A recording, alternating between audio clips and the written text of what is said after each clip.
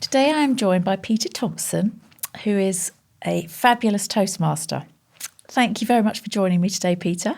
Thank you very much for having me here, Carol. It's a joy to be with you. So tell me, how did you become a Toastmaster? Tell me about your career that led you there. Well, I'm not sure that anything actually led me to it. I was a policeman for 30 years. I retired after 30 years and became the coroner's officer at Tunbridge Wells. Oh. And then an ex-colleague of mine said, "Have you thought about being a Toastmaster?"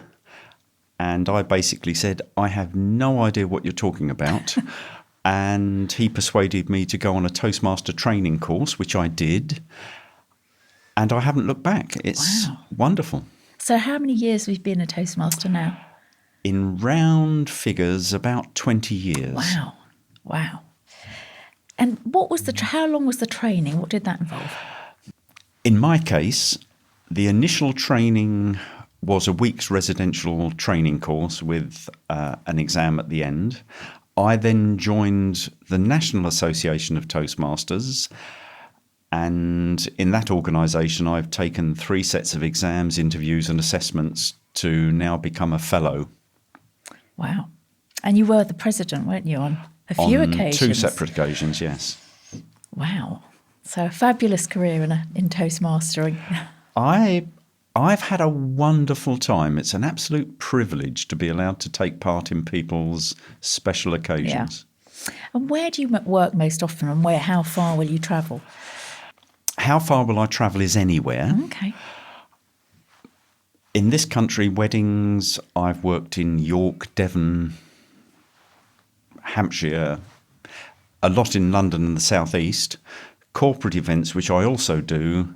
In the last 10 years, I've been to Italy, Spain, Germany, Cannes. Wow. Anywhere. Gosh, so well travelled then. Absolutely. But you're based in Kent, aren't you? I live in Kent and do a lot of work in the South East and in London, of course. And you're recommended at a few venues locally? Yes, I am. Off the top of my head, Painted Hall at Greenwich, Hever Castle, Salamon's Estate, a number of venues in London. And often people will ring me and say, "Oh, we've got your details from a particular venue." And I think to myself, well, I didn't know they were going to pass my details on. So it's always a pleasure. Yeah, brilliant. So how do you actually work on the day, and how does it help the couple on the day? I don't think it starts on the day. It starts before the day. Yesterday, for example, I went to see a couple who are getting married in 3 or 4 weeks' time. And we chat about absolutely everything that's going to happen during the day.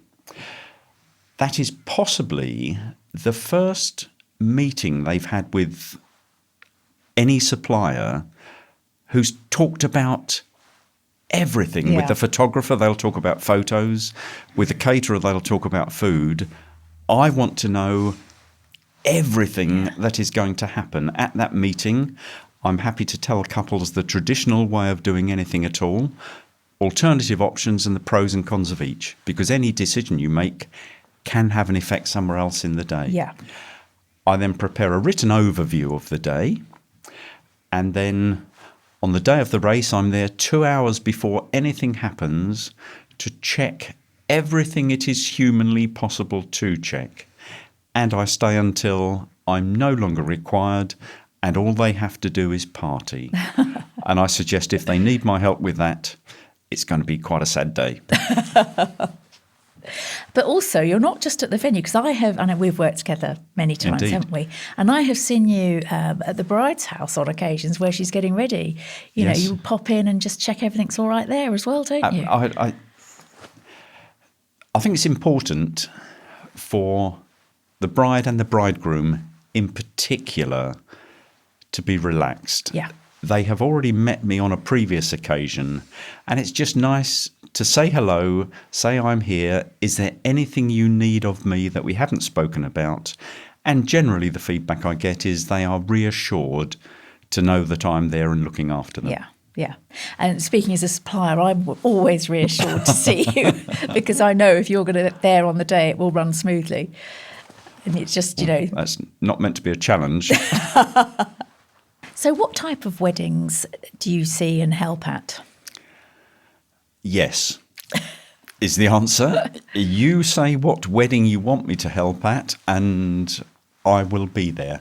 In my time, I have worked at, of course, English weddings, whether that is church, civil, a civil ceremony with a celebrant. Mm-hmm. Other cultures I've worked at: Jewish, Turkish, Greek, Indian, Hindu, Muslim, Sikh. One of my favourites was Ukrainian. Oh, wow. Because there were lots of new things to learn there. Persian weddings are always colourful and very different. I'm just happy to learn something new and work at a different type of event. Fabulous. And I think I don't know if we worked on a Ukrainian wedding together. I've certainly done a Ukrainian, and they had this fantastic band. Band? Yeah, and it was brilliant, absolutely brilliant during the drinks reception. Traditional Ukrainian band. It was brilliant. The thing that I found interesting, apart from the stuff that happens at the church with the crowns and the towels and all the rest of it, was the pirapay. If you remember, that is where the bride and bridegroom, the couple, traditionally take a shot of vodka with all of their guests. Yes, yes. I couldn't quite work out how they were still standing, actually. They use water. They must. If they've got anything about them, they will use water. Yeah, but it's a very unique tradition, isn't it? Indeed. And how do you work with the other suppliers on the day? I like to contact them if I can before the day, just to introduce myself and in effect say I will do everything I can to help you achieve what you need to achieve. On the day, I'm not there to be the boss. I am there to diplomatically coordinate what is happening. And importantly for suppliers is just to let them know what's coming up. The photographer and the videographer, of course, will not thank me if I go off and cut the cake without them knowing about it. So it's just letting them know what's happening and what's coming up. Yeah. And in terms of the speeches in particular, how do you give advice to couples? What advice do you give them when they're nervous of speaking, both in the speeches and indeed the vows? Vows, I would suggest that's the domain of the celebrant. But if they are nervous, the only thing I would say is remember that it's special between you two, but you've often invited 100 guests. They would like to hear it too. Yeah. So make sure there is a facility that allows your guests to hear it. So a microphone of some sort is important to share that with the guests. Yeah. If they are nervous, often it's the speeches that make them nervous. The options then are change the times of the speeches so that they can get them out of the way. There are very definitely pros and cons associated with that. I am happy to give them advice on the speech content, help them practice giving a speech. On the day, I would expect to run through using a microphone with them and just put them at ease to help them to try and relax and enjoy it. And it's not unusual for them afterwards to say, "Thank you, Peter, I actually enjoyed that after all." Because I think a lot of couples, they dread the speeches, don't they? Which is such a shame because it's such a great part of the day, isn't it? And from a videographer's point of view, it is an important part of the day. Yeah, absolutely. It really is. And when you give your toast, how do you balance any humour with the emotional aspect? I don't propose toasts. It's very rare for me to do that, although that's a traditional role of Toastmasters. We haven't got time for that. I won't bore you. My delivery, I try to be light-hearted, but I take the view they are not there to be entertained by me as such. I'm there to facilitate the day, to introduce what is happening in a light-hearted, friendly way, but without dominating the day. I'm not an entertainer, I'm a Toastmaster. I think they are the important characters involved in the speeches and the day. I'm the hired help, just to help them get there. Yeah. And what advice would you give to couples when they're starting out to look for a Toastmaster? Apart from obviously pick you.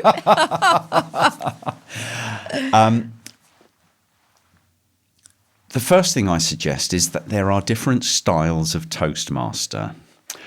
And we both know what I mean when I say there are some Toastmasters who are a bit loud, a bit pushy, sometimes a bit Jack the Lad, who like to be the life and soul of the party. Yes. That's not a criticism. Some people love that. But I just suggest if that's what you're looking for, I'm the wrong person to speak to. I consider myself more a traditional Toastmaster, and that's not stiff or starchy. And people say how relaxed, helpful and friendly you are. But they are the important people, and I'm the hired help. Yeah. So it's important that couples basically know what style, decide what sort of style they want. They set the style not only for the speeches and the delivery, but the whole day. Yeah. Some people want a very, in their view, formal setting. I avoid using the word formal, and I preferred structured. Mm-hmm. And some people want a really, sorry, I'm chuckling, I'm remembering a wedding, a really laid back, easygoing day, which in some ways is harder to manage. So why is that harder to manage then? Because there is no plan. Oh, right, okay. Because a recent wedding, the bridegroom was a member of the band. And after the meal, the band was setting up. And at one point I said, whose kit is this amplifier and guitar? Oh, well, that's the bridegroom's. Is somebody going to set it up for him because we need to get on? And silly things like that. The more relaxed and the less of a plan there is, the harder it is to keep the day moving effectively. Yeah. And that's where it's important that you know absolutely everything, isn't it? Yes. Yeah. So what's the biggest challenge you've ever had in your Toastmaster days? In my Toastmaster days, I have been asked to do some unusual things. Take delivery of a pet rabbit in a hutch for a bride. Wow. On a wedding day? On her wedding day. It was a surprise from her husband-to-be. It's not something I advertise.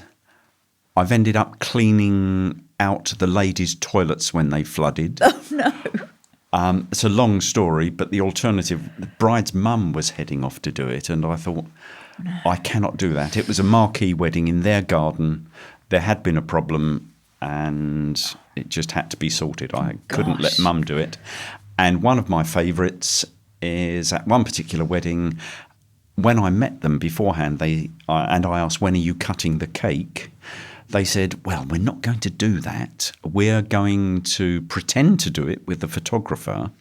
And then what we'd like you to do, Peter, is announce the cake cutting and ask somebody to carry it on and put it on the dance floor. And we have a surprise singer who is going to bring the cake on and drop it on the dance floor. Oh, gosh. And it was a beautifully iced, wonderful cake. What, they're going to drop the real cake? They dropped the real cake, and this guy brought the cake on, dropped it on the floor, and there was a from amongst the audience, and he completely lost his nerve and said, oh, no, it's not me, I'm a singer, really. He told me to do it. Brilliant. How bizarre.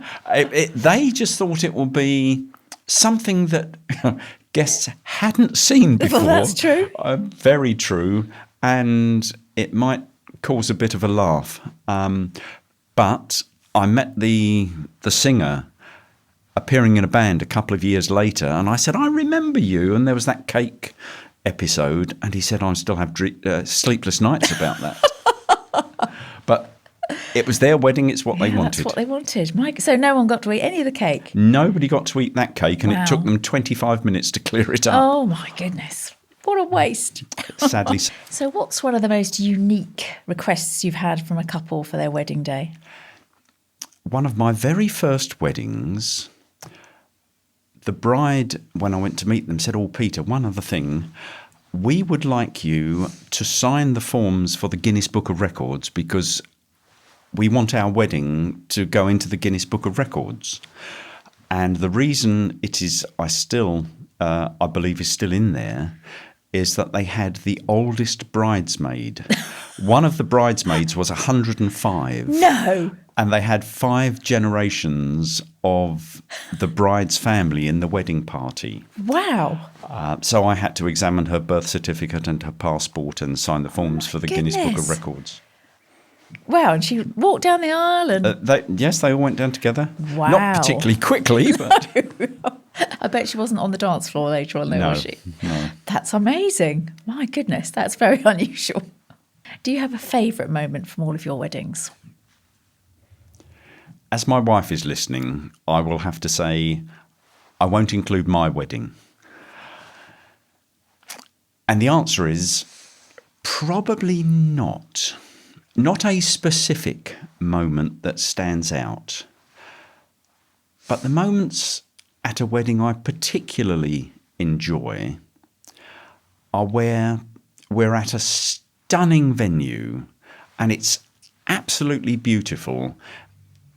And I try to allow or persuade couples to just take a few minutes on their own and just being there for those few minutes when the couple are just the two of them looking at one another, and it's a privilege to share just that special moment. Yeah. Do you know what I mean? Yes, absolutely. Because it's such a manic day, isn't it? And you know, there's so much pressure on the couples so much they've got to do, so many people they've got to talk to. And I always say the same to my couples: just make sure you take a moment. If you're not careful, you get to the end of the day and one says to the other, how was your day, darling? Yeah. You know, it's their wedding day. Yeah. And if there is a bottom line for weddings, they are the centre of the whole day. Yeah. Everything else is just a bonus. And if it doesn't work for them, we have all failed. Yeah, no, absolutely. What are the latest wedding trends that you're seeing this year? I'm noticing that weddings are possibly becoming a little smaller in terms of fewer guests. Couples are more certain about what they want. They have a clearer picture of what they want. And as a supplier, I'm finding that couples are booking so much later. That aside, people are still starting, as they rightly should, with a blank piece of paper and building what they want. Their imagination is probably just a little bit wider than it was when I got married. Possibly weddings were all very similar. Yeah. And now people are able and willing to say, well, this is what I really want. And we, the professionals and the venues and the caterers, should do everything they can and we can to make that day work for them in the way they want it to. Yeah, no, absolutely. What's the worst thing that's ever happened at a wedding that you've seen? The most traumatic was when a bridesmaid who was possibly 11 or 12 had wandered off and walked into a lake. Oh, God. And when I was a policeman, one of the things I did was ran the diving unit, and I've recovered a lot of people from lakes. And the the lake wasn't visible from where the guests were. She had totally wandered off. And we were just so lucky that she was found and she was got out. Wow. She was covered in mud, but that's the least of the worries. Gosh, dear, that's not great, is it? That's a relief, huge relief. And how far in advance of weddings do couples tend to book you, roughly? Normally, I know. Just looking at the last month, I have been booked for well into 2026, and I'm working at a wedding on Friday when the couple booked me 5 weeks ago. Wow, that's quick. Yes. So what's your ideal length of time? I mean, is it better for you to have more time to prepare, or does it not matter? I don't think it really matters from my point of view, because I'd like to meet couples when most things are in place and there's still an opportunity for fine-tuning. But if couples want to speak to me as soon as they get engaged and say, what do you think our wedding day should look like? I'm very happy to talk it through with them and help them identify what they want and how that might work. Yeah. So, as with weddings, there are no rules. No. If they want to speak to me in week 1 or a week before the wedding, I'm very happy to. Fine. And so when they're booked with you, when do you have generally that last catch-up before the wedding? 4 to 6 weeks. Yeah, that's about the same for me, because I like to, if they're going to make any changes, I want them to have made all their changes, so it's the absolute final timelines.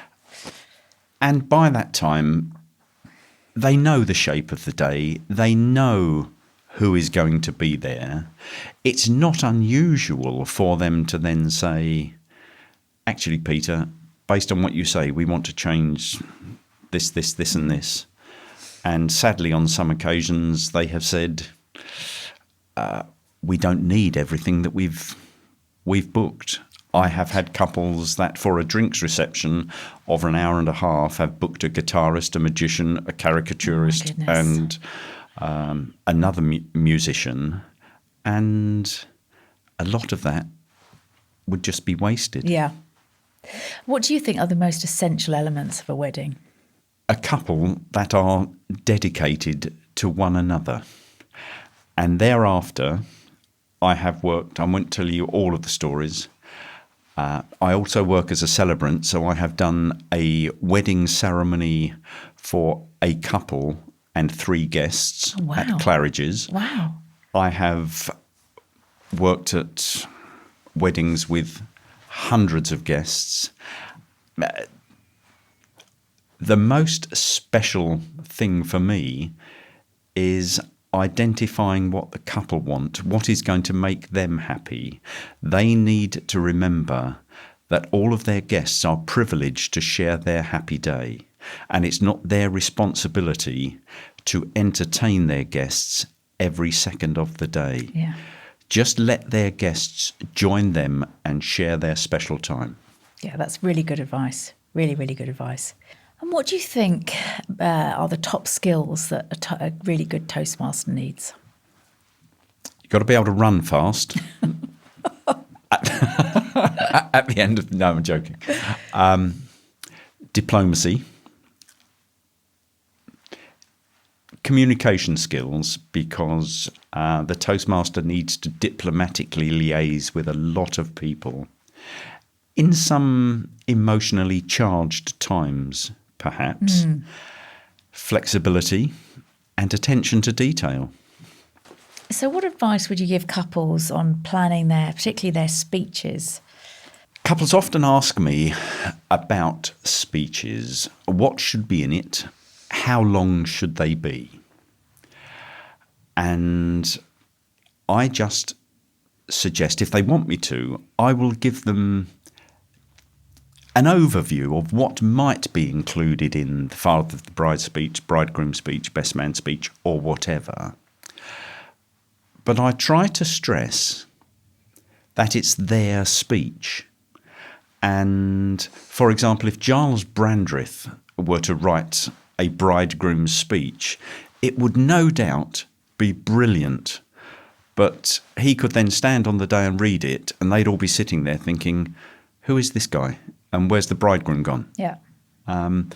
It's their speech, so it should be their thoughts, their words, and it should sound like them. That is what the guests are going to expect. Yeah. And that is what will work.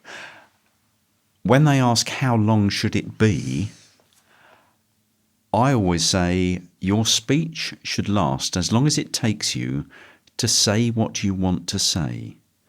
And when you've achieved that, your work is done.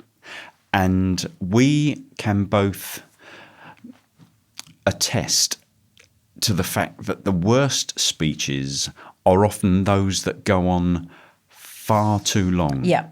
And without a doubt.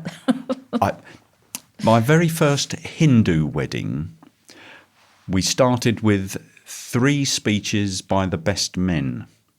And the third best man had started. We were 45 minutes into the speeches. My goodness.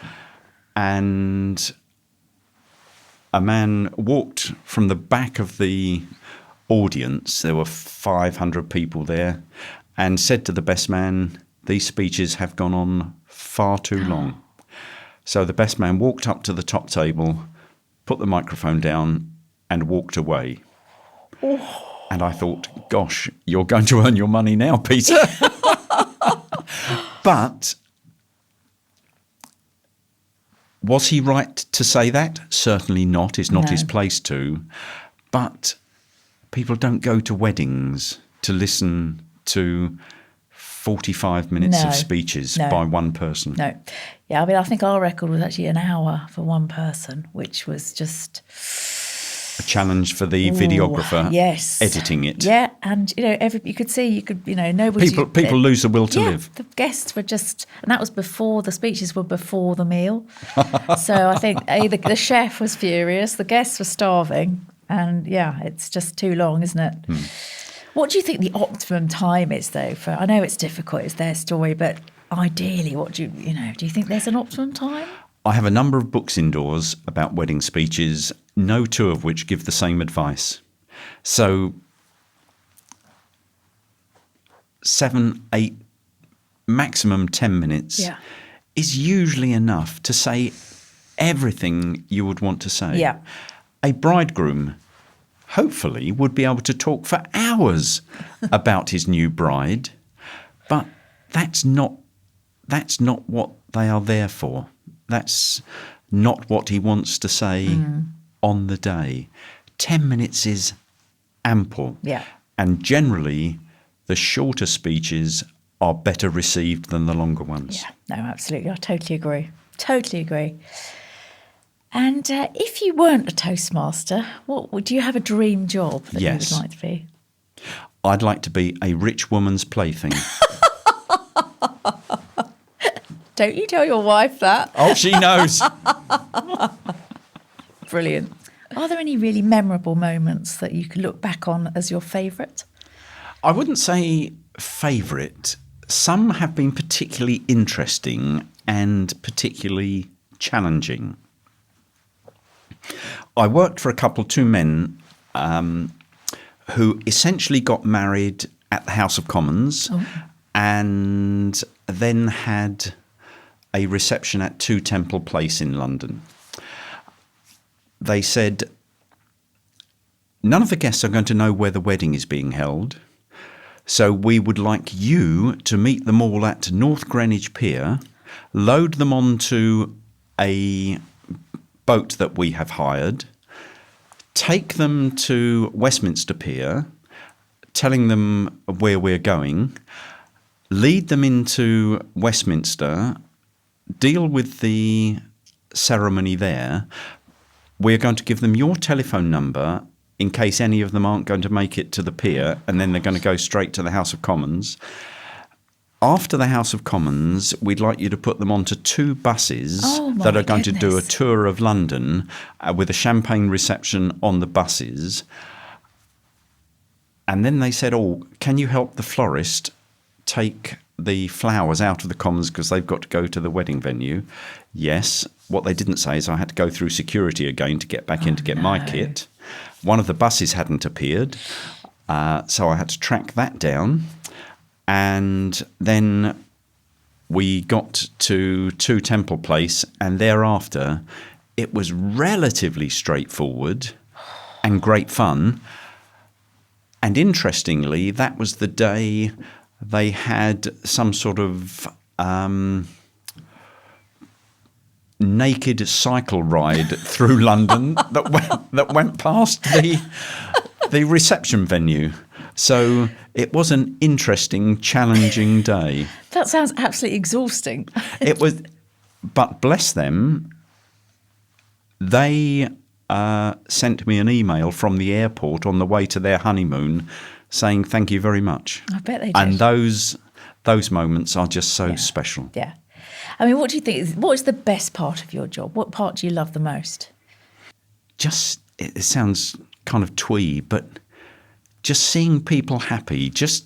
I try to step back at every function and just look around and drink in the atmosphere. And when you look round and you see people smiling and chatting and happy and the couple are laughing, that is worth its weight in gold. Yeah, no, absolutely. Absolutely.